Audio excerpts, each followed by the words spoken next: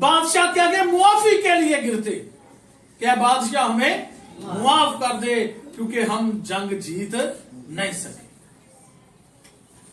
और उसके अलावा ये इत्तेहाद की भी निशानी थी कि किसी चीज को रस्सी से बांध दे। उसके लिए अबरानी में एक अलहदा लफ्ज जो है वो इस्तेमाल हुआ है, खोबलीम, एक लफ्ज है खोबलीम, एक लफ्ज इस्तेमाल हुआ है इसके लिए जिसका मतलब है किसी चीज को इकट्ठा कर देना। इससे मुराद है इत्तेहाद। बाइबल मुकद्दस में इसके लिए भी इस्तेमाल हुआ है कि रस्सी के साथ बांध देना, यानी इत्तेहाद कायम कर देना, इकट्ठा कर देना। और अगर रस्सी को काट दिया जाए, काटी हुई रस्सी फेंकी जाती, तो इसका मतलब यह है कि उनका इत्तेहाद टूट गया है। उनका इत्तेहाद क्या हुआ है?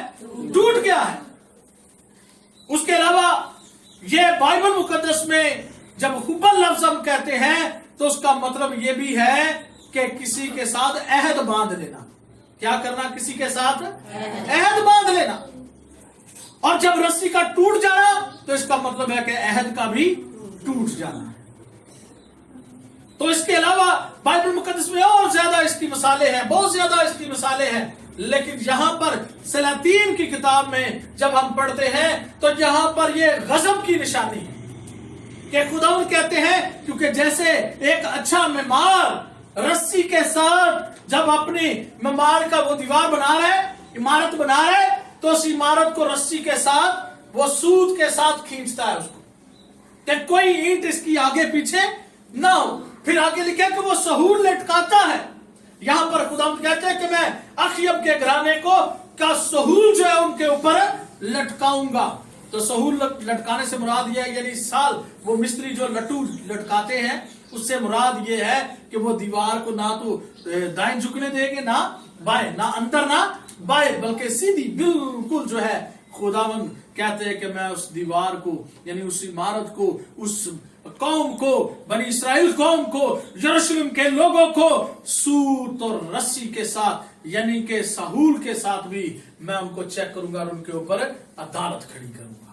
आमोस की किताब में भी अगर हम पढ़ें तो आमोस 7वें बाब की 7वीं आयत और 8वीं आयत में लिखा है कि वो कहते हैं मैं सदाकत को सहूर बनाऊंगा, मैं सच्चाई को और दनाई को और हिकमत को और अपने अदल को यानी इंसाफ को उनके दरमियान में खड़ा करूंगा। क्योंकि उन्होंने क्या किया है कि नफरती काम किए हैं, उन्होंने बदी पर बदी की है। और नए अहदनामा में जब हम पढ़ते हैं तो इसके लिए एक लफ्ज बड़ा अच्छा इस्तेमाल हुआ है, शौकीन, यानी इसका मतलब है कि घास से बनी हुई रस्सी। मुफस्सिरीन ये कहते हैं कि जो यीशु मसीह को कोड़े मारे गए थे वो उसी घास से बनी हुई रस्सी के थे। यानी वो जो फिलिस्तीन में यानी उस इलाका में घास उगती थी उससे एक रस्सी बनाई जाती थी। और यीशु मसीह को जब कोड़े मारे गए थे तो मुफस्सिरीन ये कहते हैं कि उन्हीं की तरह की एक रस्सी से बने हुए थे। तो इंसान को भी घास के साथ तशबीह दी गई है। कहा गया है कलाम खुदा में लिखा है कि इंसान की उम्र कैसी है? घास की मानद, उसकी जिंदगी घास की मानद है। तो जब वो एक तशबीह की तौर पर घास की मानद कहा गया है तो घास से रस्सी बनी गई और वही कोड़े यीशु मसीह को लगे और उस कोड़े के वसीला से यीशु मसीह का बदन जो है छलनी हुआ। तो किन के लिए हुआ? किन से बना हुआ था? घास से बना हुआ है। तो घास इंसान के साथ तशबीह देती है। तो घास जब सूख जाती है तो सूखी घास कहां पर फेंकी जाती है?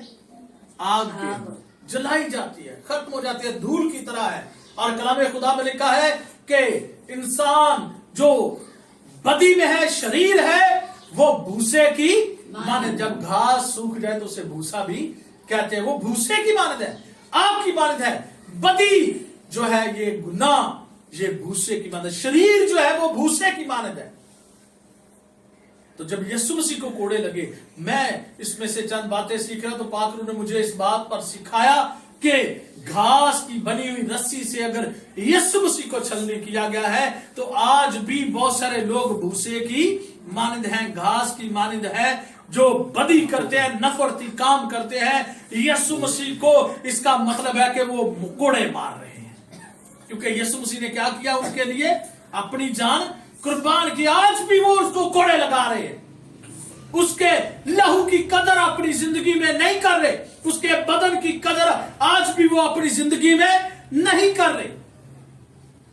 अगर हम चाहते हैं खुदा की अदालत से बचना, अगर हम चाहते हैं खुदा के गजब से बचना, तो मेरे अजीजों हमारे सामने ये मिसाल है कि सलातीन की किताब में इस बात को वाज़िया किया गया है कि मनसी के दौर में भी ऐसा हुआ था कि खुदा ने खुद कहा कि मैं यरूशलेम के अंदर रस्सी बांधूंगा और अखीयब के घराने को सहूल की तरह जो है मैं लटका कर और उन पर गजब पैदा करूंगा।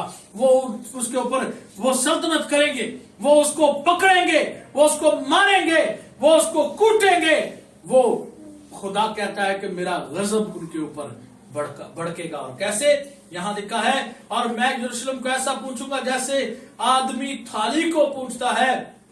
खुदा कहते हैं कि मैं एक बला उनके ऊपर लाने को हूं। अगर आप 12वीं आयत पढ़ें तो लिखा है कि खुदा फरमाता है कि देखो मैं यरूशलेम और यहूदा पर ऐसी बला लाने को हूं, जो कोई उसका हाल सुनेगा उसके कान छन्ना जाएंगे, फट जाएंगे उनके कान।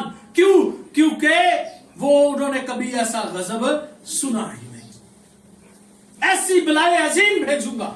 आज दुनिया के अंदर कोरोना वायरस जैसी बीमारियां, बलाएं जमीन पर रुनमा हो रही है, इसलिए क्योंकि यरूशलेम में अगर उन्होंने किया, बदी की और नफरती काम किए, तो खुदा ने उनको मुआफ ना किया, बल्कि बुलाएं भेजकर उन पर अपना गजब जो है जाहिर किया कि तुम लोग वो काम करते हो जो मुझे पसंद नहीं। आज दुनिया में क्या ऐसे काम नहीं हो रहे? क्या आज बेरहमी का शिकार लोग नहीं है? आज उससे भी बड़े बड़े गंदे घिनौने काम लोग कर रहे हैं। आज खुदा को वाज़िया तौर पर लोग जानते हैं। क्या बाइबल दुनिया में सुनाई नहीं जा रही?